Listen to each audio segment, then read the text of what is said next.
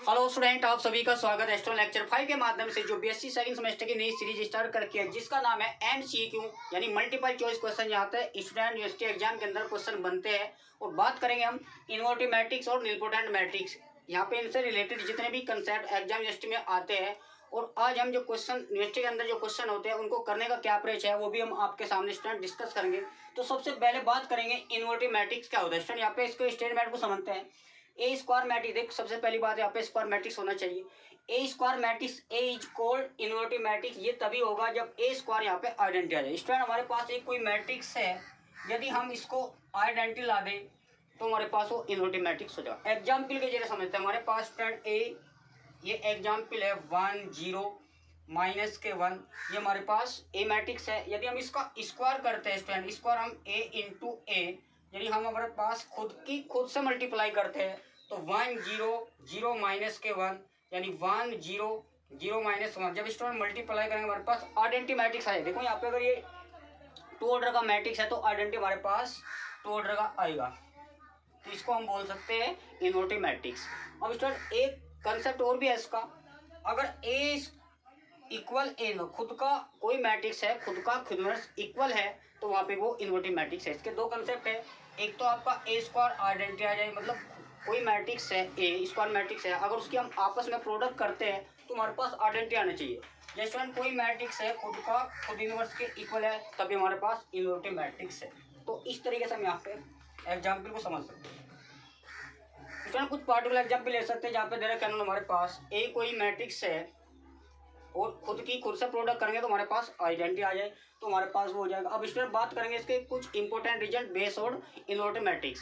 अब सबसे पहले जो पॉइंट है, eigen value of invertible matrix are either 1 और -1 या बोथ। स्टूडेंट जो जितने भी इन्वर्टिव मैट्रिक्स होते हैं उसकी जो आइगन वैल्यू या तो 1 होगी या -1 होगी या बोथ होगी।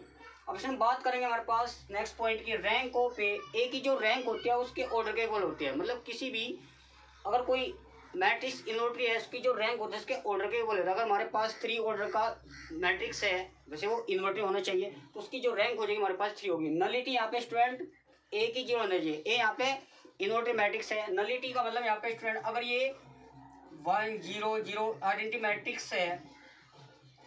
अब आइडेंटिटी मैट्रिक्स क्या है यहाँ पे देखो, ये डायगोनल एलिमेंट्स यहाँ पे 1 1 होना चाहिए। अगर ए स्क्वायर करने पर ये आइडेंटिटी दे दे तो हमारे पास इन्वर्टिव मैट्रिक्स है। और यहाँ पे इसने बोला नलिटी ऑफ ए, इसके भी कोई ए मैट्रिक्स है इन्वर्टिव मैट्रिक्स है जिसकी नलिटी यहाँ पे 0। देखो पूरी लाइन कोई भी 0 नहीं हो रही तो हमारे पास की जो नलिटी होगी स्टूडेंट मैट्रिक्स वहाँ पे 0 है। तो ये कंसेप्ट मैंने आपको समझा रखा। अब स्टूडेंट बात करेंगे नेक्स्ट, डिटरमिनेंट इज आइदर 1 और -1। जितने भी इन्वोल्यूटरी मैट्रिक्स होते हैं तो उसका जो डिटरमिनेंट होता है या तो 1 होगा स्टूडेंट या -1 होगा। अब बात करेंगे स्टूडेंट निलपोटेंट मैट्रिक्स। ये भी काफ़ी इंपॉर्टेंट है और यहाँ से क्वेश्चन एग्जाम में बन जाते हैं। अब हमारे पास ये निलपोटेंट मैट्रिक्स है। अगर हम ए के की पावर यहाँ पे 0 आ जाए, 0 यहाँ पे स्टूडेंट 0 मैट्रिक्स है तो हमारे पास a square matrix is called nilpotent matrix. यहाँ पे if there exist such that A की पावर के यहाँ पे 0 है स्टूडेंट, हम यहाँ पे जो के होता है वो लिस्ट पॉजिटिव इंटीजर होता है। स्टूडेंट एग्जाम्पल समझते हैं। अगर हमारे पास एक कोई मैट्रिक्स है 2 के 4 1 के 2, यदि हम इसको ए स्क्वायर ए इंटू ए करने पे यदि हमारे पास 0 मैट्रिक्स आ रहा, देखो यहाँ पे इसको कितनी बार मल्टीप्लाई यानी खुद से भी मल्टीप्लाई कर सकते हैं। ए इंटू हम ए भी लिख सकते हैं स्टूडेंट। तो ए हमारे पास यही मैट्रिक्स है, खुद से प्रोडक्ट कर रहे हैं, वो ऑर्डर का मैट्रिक्स है स्टूडेंट्स। तो यहाँ पे 2 के 4 1 के 2, यदि इनको आपस में प्रोडक्ट करने पर अगर ये 0 आ रहा तो हमारे पास यानी नल मैट्रिक्स आ रहा तो हमारे पास हो जाएगा निलपोटेंट मैट्रिक्स। मतलब इसको कितनी बार मल्टीप्लाई करने पर 0 आ रहा, तो मिनिमम पावर करने पर कितनी बार मल्टीप्लाई करने पर 0 आ रहा तो हमारे पास निलपोटेंट मैट्रिक्स है। स्टूडेंट 2 बार करने पर, क्योंकि पावर 2 बार है तो जो यहाँ पर 2 होगा इंडेक्स हो जाएगा each, 2 each index of matrix. इस मैट्रिक्स का इंडेक्स यहाँ पर हो जाएगा 2 हो जाएगा। अगर ये 2 करने पर नहीं 3 करने पर 0 आ रहा तो ए इंटू ए यानी खुद से 3 बार प्रोडक्ट करेंगे मैट्रिक्स की। अगर वो 0 मैट्रिक्स आ जाए तो हमारे पास वो निलपोटेंट मैट्रिक्स होता है। तब उस वाले केस में यहाँ पे इंडेक्स होगा उसका 3 होगा। तो जितनी बार इसको मिनिमम पावर करने पर मल्टीप्लाई हो रहा है वो उसका इंडेक्स होता है। तो स्टूडेंट ये इन्होंने बोला है कि निलपोटेंट मैट्रिक्स ए की पावर के यहाँ पे कोई भी लिस्ट पॉजिटिव इंटीजर है, और ए हमने और एग्जाम्पल लिया ए हमारे पास निलपोटेंट मैट्रिक्स है, क्योंकि हम खुद से मल्टीप्लाई 2 बार मल्टीप्लाई करें हमारे पास जीरो मैट्रिक्स है, नल मैट्रिक्स सारा। अब हम कुछ पॉइंट बात करेंगे। All eigen value are zero, जितने भी हमारे पास निलपोटेंट मैट्रिक्स है उसकी जो आइगन वैल्यू वहाँ पे जीरो होती है। निलपोटेंट मैट्रिक्स स्टडी होता है, देखो उसकी आइगन वैल्यू यहाँ पे जीरो हो जाएगी। आइगन वैल्यू जो होता है उसका ट्रेस का सम होता है। आइगन वैल्यू का अगर हम स्टूडेंट सम करेंगे तो वहाँ पे उस ट्रेस का सम होगा।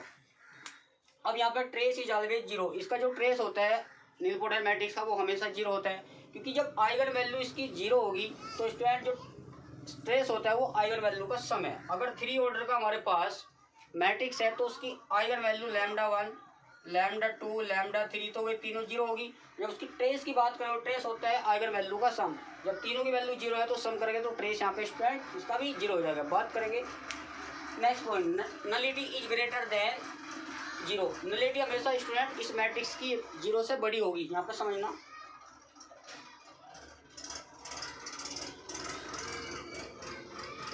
अब देखो यहाँ पे जो nullity is always greater than zero, इसका मतलब ये होगा जितने भी हमारे पास निलपोटेंट मैट्रिक्स है उसकी पावर के करने पे यहाँ पे जीरो आना चाहिए। हमने एक मैट्रिक्स लिया, मान लो हमारे पास ये 0 0 0 0 0 ये हमारे पास ये, हमें खुद से मल्टीप्लाई करेंगे मान लो,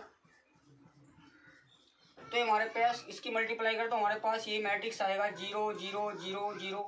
अब यहाँ पे वैसे भी जीरो मैट्रिक्स है तो उसकी पूरी लाइन देखो यहाँ पे जीरो बन रही है तो नलिटी 1 होगी, ये 2 होगी। जब पूरी लाइन जीरो होती है वो नलिटी 1 होती है। अगर यार सेकंड लाइन भी जीरो है, थर्ड लाइन भी जीरो है, यानी तीनों रो पूरी की पूरी जीरो, तो उसकी जो रैंक होगी वो नलिटी होगी वो वहाँ पे 3 होगी। तो रैंक नलिटी हमेशा क्या हो जाएगी, वो जीरो से बड़ी होनी चाहिए। तो इस वाले निलपोटेंट मैट्रिक्स के अंदर अब हम नेक्स्ट पॉइंट की बात करेंगे, every null matrix is nilpotent matrix. Student जितने भी हमारे पास नल मैट्रिक्स होते हैं 2 क्रॉस 2 का देखते हैं तो हमारे पास क्या निलपोटेंट होते हैं। अगर हम खुद से भी हमको प्रोडक्ट करें, यानी इसको हम प्रोडक्ट करें तो हमारे पास वो निलपोटेंट ही मैट्रिक्स है। तो नल जितने भी नल मैट्रिक्स होते हैं ये सारे के सारे हमेशा होते हैं निलपोटेंट मैट्रिक्स। तो ये इन्होंने यहाँ पर समझा रखा। बात करें स्टूडेंट ये दोनों पॉइंट काफी इंपॉर्टेंट है एग्जाम के पॉइंट व्यू से।